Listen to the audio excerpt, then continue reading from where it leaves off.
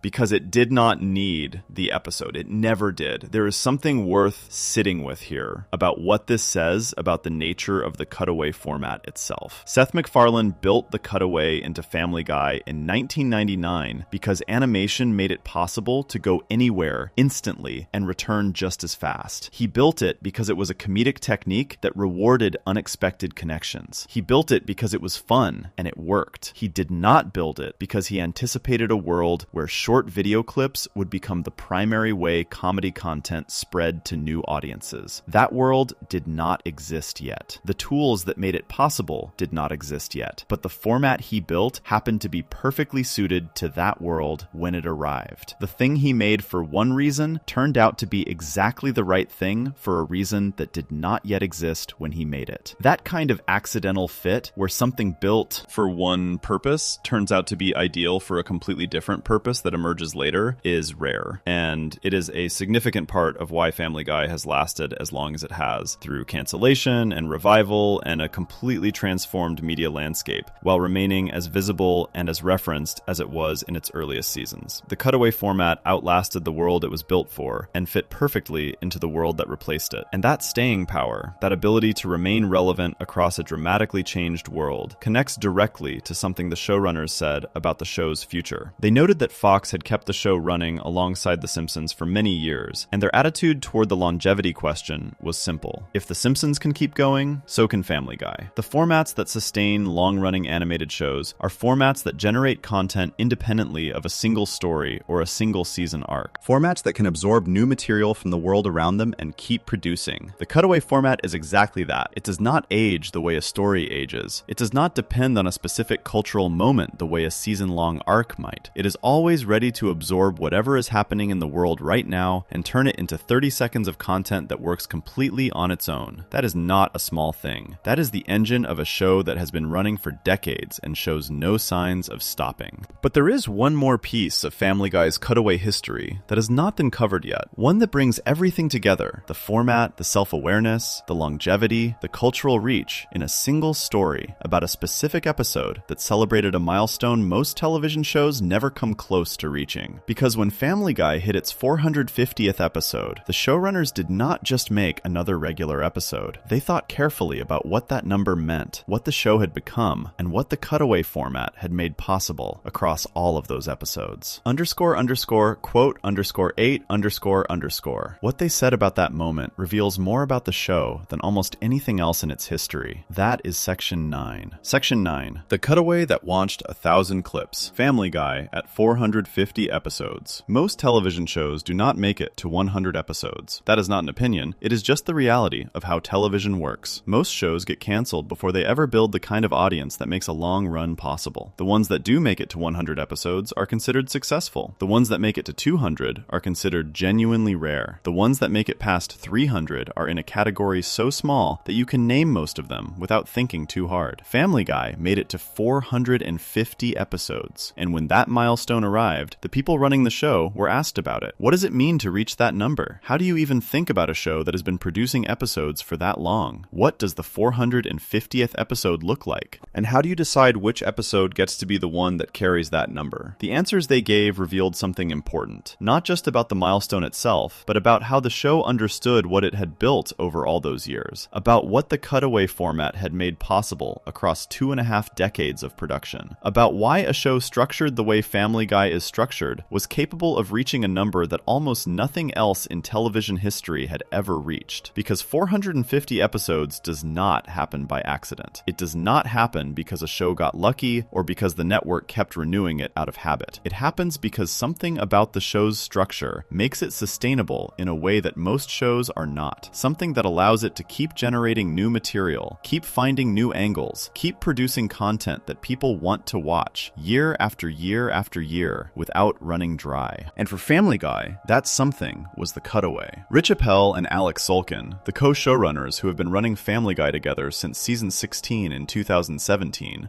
spoke about the 450th episode in a way that was notably unromantic about the milestone itself. Appel said directly that they do not set out saying, "This one is going to be 450, let us make it great." The process is more practical than that. They are always producing multiple episodes at once, always have stories in development and stories in very various stages of completion, always working months and months ahead of what is actually airing. When a milestone episode is approaching, they look at the pool of episodes they already have in development and ask which one of those they like best, which one is strongest, which one they are most confident in. That one becomes the milestone episode. There's something refreshing about that honesty. A lot of shows would treat their 450th episode as a grand occasion requiring a special story, a special structure, a two-part event, something that announces its own importance and asks the audience to recognize the achievement. Family Guy's approach was to find the best episode they were already making and let that be the one. No manufactured importance, no special packaging, just the best version of the thing they always do. Because the show has always been less interested in marking its own history than in producing the next thing, the momentum matters more than the celebration. But what Appel and Sulkin said about the show more broadly, about what had made 450 episodes possible in the first place, pointed directly and specifically at the cutaway format and the world the show had built around it. Appel talked about the sheer size of the world Family Guy had constructed over its run. He pointed out that most half-hour comedies have 5 or 6 characters, because that is what the budget can handle and what a normal story structure can sustain. Family Guy has around 40 characters that viewers could name without hesitation. A dozen of them are voiced by Seth MacFarlane alone. Another significant group are voiced by Seth Green and the rest of the regular cast. That size, that enormous population of named, developed characters in the fictional town of Quahog, means the show never runs out of combinations to work with. You can keep recombining characters in different groupings, putting people together who have not shared a story before, finding new dynamics between characters who have known each other for 20 seasons but have never been placed in this specific situation.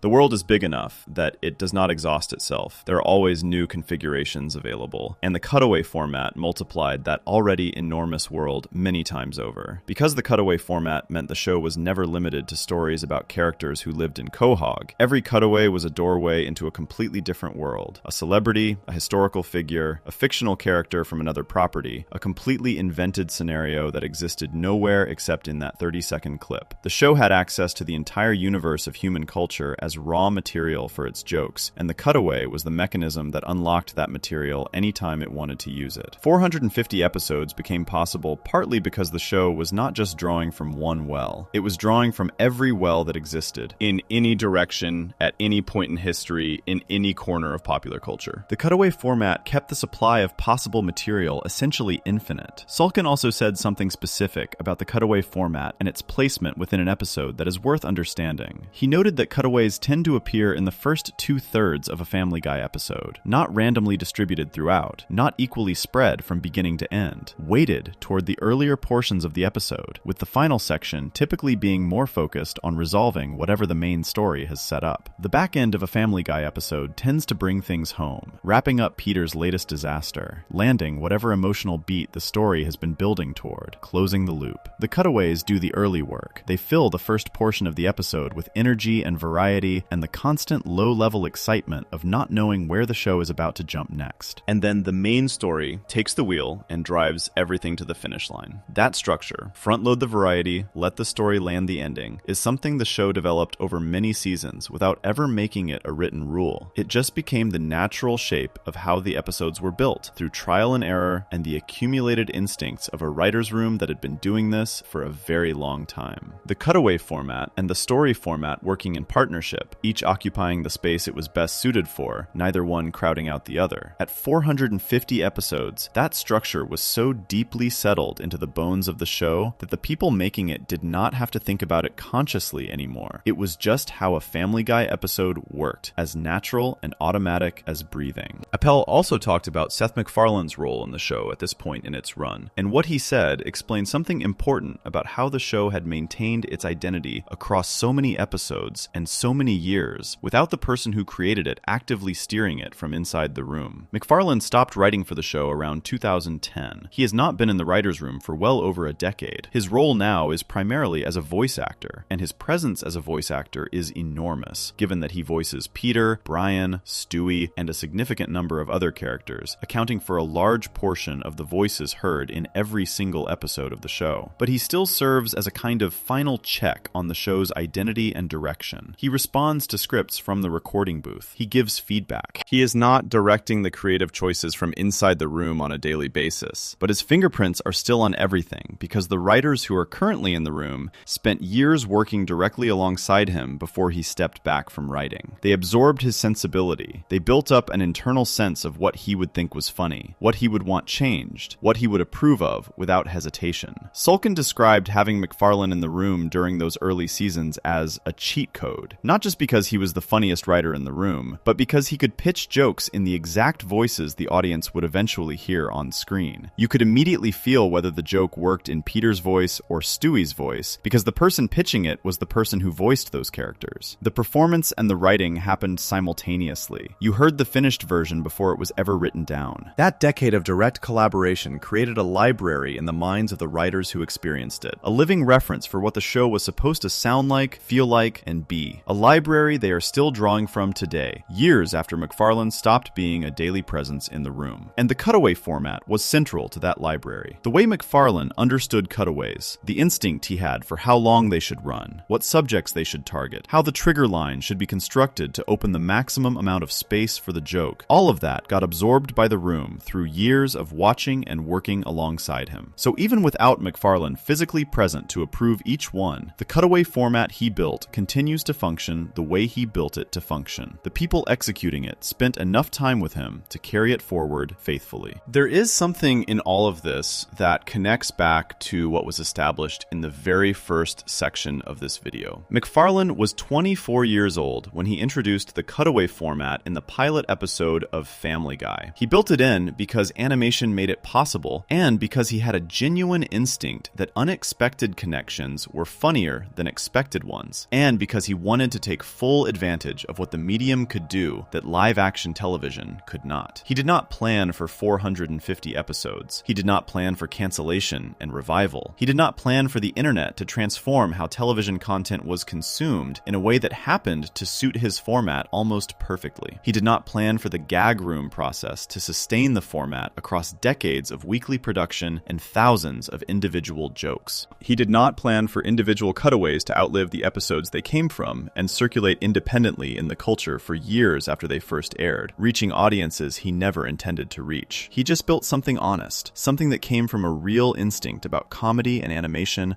and what happens when you trust a joke to go wherever it needs to go without pulling it back before it gets there. And that thing, built by a 24-year-old from a genuine instinct about how jokes work, became the engine of one of the longest-running animated series in the history of American television. 450 episodes. Decades of production. A format that survived cancellation, survived the transformation of the entire media landscape, survived the loss of its creator from the writer's room, and kept producing. Because the instinct it was built on was right. And right instincts, built into the foundation of something, tend to last. Which brings us to the final section of this video. Because across everything covered here, the origin, the gag room, Conway Twitty, the no cutaway episode, the meta moments, the childhood icons, the Will Smith clip, the social media era, the milestone, there is one question that has been sitting quietly underneath all of it. What actually makes a Family Guy cutaway work? Not just the famous ones, not just the ones that went viral, or the ones that critics praised, or the ones that fans still reference decades after they aired. Any of them. All of them. What is the single thing that every successful Family Guy cutaway has in common, from the pilot episode in 1999 all the way to episode 450 and beyond? Before we move on, if you're enjoying this analysis, please consider subscribing. It helps the channel tremendously. The answer is simpler than everything that came before it. And it explains not just Family Guy, but something true about comedy itself that applies far beyond any single show. That is Section 10. Section 10, the cutaway that started it all. What every great gag has in common. There is a question that has been sitting underneath everything in this video. It was there in Section 1 when we talked about a 24-year-old building a format into a pilot episode and trusting the audience to follow. It was there in Section 2 when we talked about 4 or 5 writers going into a separate room and coming back with 6 or 7 options for a single 30-second joke. It was there in Section 3 when we talked about Conway Twitty standing on a stage, performing a country music song for a full minute with no punchline attached. It was there in Section 4 when Brian and Stewie sat in a bank vault for a full episode and made the audience feel something real. It was there in Sections 5, 6, 7, 8, and 9 in every moment and every example and every piece of the show's history that was covered here. The question is simple. What makes a Family Guy cutaway actually work? Not what makes it controversial, not what makes it shareable, not what makes it remembered for a specific reason or talked about for a specific quality. What makes it work as a joke? What is the thing underneath all the different types and styles and approaches and targets that every successful Cutaway in Family Guy's history has in common? Because there has to be something. A show does not produce this format for over 25 years across hundreds of episodes with a team of writers rotating in and out, with its creator leaving the writer's room over a decade ago, and still consistently produce cutaways that land, unless there is something specific and identifiable underneath all of it. A principle, a rule. Something that the format is always doing, even when it looks like it is doing nothing at all. And there is. It is one thing. And once you see it in every cutaway the show has ever made. The thing that every successful Family Guy cutaway has in common is surprise that makes sense. Those three words together are the whole answer. Surprise that makes sense. Break them apart and you lose what makes the format work. Surprise without sense is just randomness, something weird happening for no reason that produces confusion instead of laughter. Sense without surprise is just a regular joke, something you could see coming that lands but does not hit with any extra force. It is the combination of those two things happening at the same time in the same moment that produces the specific kind of laugh that Family Guy cutaways are known for. The surprise is the jump, the moment the screen cuts away to somewhere completely unexpected. The moment Peter says the setup line and your brain does not yet know where you are about to go. That is the surprise. That is the part your brain was not ready for. The sense is the connection. The thing that, once you see where the cutaway went, makes you understand why it went there. The link between the setup and the destination that you did not see coming, but immediately recognize as real and logical once it arrives. The thing that makes you think, yes, of course, that is exactly right. I never would have thought of that, but it is completely true. It is the combination of those two things. The jump you did not see coming and the connection you immediately recognize as correct that produces the laugh. Not one or the other, both at once. The surprise opens the door, and the sense is what is waiting on the other side of it. Look at every example from this video through that lens, and you will see it working every single time. The Will Smith clean rap cutaway. The surprise is the jump to Will Smith in a recording studio. Your brain had no way of knowing that was coming from Stewie's setup line about being more popular than clean rap, but the sense is immediate and undeniable. Will Smith's early music really was that clean. The cutaway is just taking a real and documented fact about a real person and following it to its logical conclusion. The destination makes complete sense once you arrive. You never would have predicted it, but the moment you see it, you recognize it as true. The Cookie Monster rehab cutaway. The surprise is the jump to Cookie Monster in a rehabilitation center. Nothing in the episode pointed toward that. But the sense is right there the moment you process it. Cookie Monster's relationship with cookies was always compulsive, always out of control, always the behavior of someone who cannot stop, even when stopping would be better for them. The real-world version of that behavior is exactly what the cutaway shows. Surprise that you did not see it coming. Sense because it is completely logical once it arrives. The Conway Twitty cutaway. This one is trickier because the surprise is easy to identify. You were expecting a joke, and instead you got a country music performance. But the sense takes a moment longer to find. The sense is not in the content of the cutaway. The sense is in the show's commitment to the bit, the absolute refusal to add a punchline, the confidence with which the show does nothing. That confidence is the sense. It tells you that the absence of a joke is the joke. Once you understand that, the cutaway makes complete sense. It is just doing it differently than you expected. The Popeye doctor visit cutaway. The surprise is Popeye sitting across from a doctor receiving devastating medical news. But the sense is immediate. If those forearm shapes were real, they would be tumors. If that speech pattern were real, it would be the result of a stroke. The cutaway is just applying real-world logic to things that cartoons told you to accept without questioning. The moment you see it, you cannot unsee it. It makes total sense, which is exactly why it is funny. The Bank Vault episode, Brian and Stewie. No cutaways at all. The surprise is that the show removed its own signature format entirely. The sense is that the characters were developed enough to carry a full episode without it. The surprise of the missing cutaways pointed directly at the sense of everything the show had built underneath them. The meta cutaways. Stewie in the White Room, not knowing what gag he was supposed to be setting up. The surprise is a character inside the show becoming aware that the show's format exists. The sense is that if cutaways are real things that happen in the world of Family Guy, then a character failing to complete the setup would logically result in the cutaway having no content. The White Room and the running running athlete make perfect sense as the hollow shell of an incomplete gag. Surprise that it happened. Immediate sense once you see what it is showing you. Every single example. Every single time. Surprise that makes sense. This principle, surprise that makes sense, also explains the failures. The cutaways that did not land. The ones that felt random without the payoff. Or that felt predictable without the surprise. A cutaway that is just random, that has no logical connection between the setup and the destination, produces confusion. The audience does not laugh because there is nothing to recognize. There is no sense waiting on the other side of the surprise. The door opens and the room behind it is empty. That kind of cutaway feels lazy. It feels like the gag room ran out of time and submitted something that had the shape of a cutaway without the substance. A cutaway that is too predictable, where the audience can already see where the show is going before it gets there, produces a smaller laugh than it should. The sense is there, but the surprise is gone. The recognition arrives without the jolt that makes it hit harder. It is still funny, but it is funny the way a regular joke is funny, not funny the way a great Family Guy cutaway is funny. The gag room process, the one described in section 2, where 4 or 5 writers generate 6 or 7 options for every single cutaway slot, is specifically designed to solve both of those problems. The multiple options exist so the room can reject the ones that are too random and reject the ones that are too predictable and find the one that threads the needle, the one that nobody in the room saw coming, but that everybody in the room immediately understood and believed. That is the standard. Surprise that makes sense. And the gag room runs every cutaway through that standard before any of them make it into an episode. There is something else worth understanding about this principle, something about why it works so consistently and so deeply on the audience. Your brain is a prediction machine. Every moment of every day, your brain is making predictions about what is about to happen next. It does this automatically, without you asking it to. When someone starts a sentence, your brain is already guessing how the sentence ends. When a scene in a movie sets something up, your brain is already building expectations about the payoff. When a joke begins, your brain is already running through possible punchlines. This is not a flaw. It is how your brain processes the world efficiently. Prediction allows you to respond to things faster than you would if you were encountering everything with zero expectations. But prediction also creates a very specific kind of pleasure when it is wrong in exactly the right way. When your brain predicted one thing, got something completely different, and then immediately recognized that the thing it got was actually more correct than what it predicted, that combination of wrongness and rightness happening in rapid sequence is one of the purest sources of laughter that exists. That is what the best Family Guy cutaways do to your brain. They let your brain make its prediction, they go somewhere completely different, and then they show you something that your brain immediately recognizes as more true, more logical, more correct than whatever it was expecting. The wrongness of the surprise and the rightness of the sense happen together, and the laugh that comes out is the sound of your brain processing both at once. Seth MacFarlane understood this at 24 years old. Not necessarily in those words, but in the way that genuinely funny people understand what makes things funny before they can articulate why. He built a format around it, and the format has been reliably producing that specific experience for audiences for over 25 years. There's one final thing about Family Guy cutaways that brings everything in this video together. The show has now been on the air long enough that it has outlasted most of the things it made cutaways about. Celebrities it referenced are in completely different places in their careers than they were when the cutaway aired. Cultural moments it captured are now historical. Real-world situations it commented on have resolved in ways nobody knew they would when the episode was made. And yet the cutaways still work. The old ones, the ones from season 3 and season 5 and season 8, still make people laugh when they watch them today. Not because the cultural references are current, many of them are not, but because surprise that makes sense does not expire. The Will Smith clean rap cutaway is funny today, not because Will Smith's early music is a topic anyone is actively discussing. It is funny because the logic of the joke, take a real thing about a real person and follow it to its extreme conclusion, is a logic that does not have a sell-by date. The mechanism of the joke is permanent, even when the specific reference ages. The Cookie Monster rehab cutaway is funny today, not because anyone is currently talking about Cookie Monster. It is funny because the idea of applying real-world consequences to cartoon behaviors is an idea that will always produce something recognizable and surprising at the same time. The technique is timeless, even when the subject is specific. That is why the cutaway format has sustained a show for over 450 episodes. episodes. Not because the cultural references stay fresh forever, but because the underlying mechanism, surprise that makes sense, is built on something true about how human brains process unexpected information. And that does not change. It has not changed in the 25 plus years Family Guy has been on the air. It will not change for as long as people laugh at things. McFarlane introduced the cutaway format in the pilot episode because animation made it possible, and instinct told him it would work. The writers developed the gag room process to keep producing cutaways that cleared the bar. Conway Twitty proved that the absence of a punchline, committed to fully, is its own kind of punchline. Brian and Stewie proved there was something real underneath the format. The meta episodes proved the show understood itself deeply enough to make itself the subject of its own jokes. Cookie Monster and Popeye proved that applying real-world logic to beloved fictional things produces a specific kind of laugh that nothing else can replicate. Will Smith proved that taking a real fact about a real person to its logical extreme is one of the most reliable paths to a cutaway that outlives its episode. The social media era proved the format was built for a world that did not exist when it was created. And 450 episodes proved that a format built on a genuine instinct about how laughter works can sustain a show for longer than almost anything else in television history. All of that. All 25 years of it. All 450 episodes. All the gag rooms and the Conway Twitty performances and the white rooms and the bank vaults and the rehab centers and the doctor's offices. All of it built on 3 words. Surprise that makes sense. That is the whole story of Family Guy Cutaway Gags. From the pilot to episode 450. From the gag room to your phone screen at 2 in the morning. From a 24-year-old's instinct to one of the most recognized comedy formats in the history of television. And now that you know all of it, now that you know not just what the cutaways are, but why they work, how they are made, what they were designed to do, and what they accidentally became, the next time one hits you and makes you laugh in that specific Family Guy way, you will know exactly what just happened to your brain. If you enjoyed this video essay, make sure to subscribe. Thanks for watching, and I'll see you in the next one.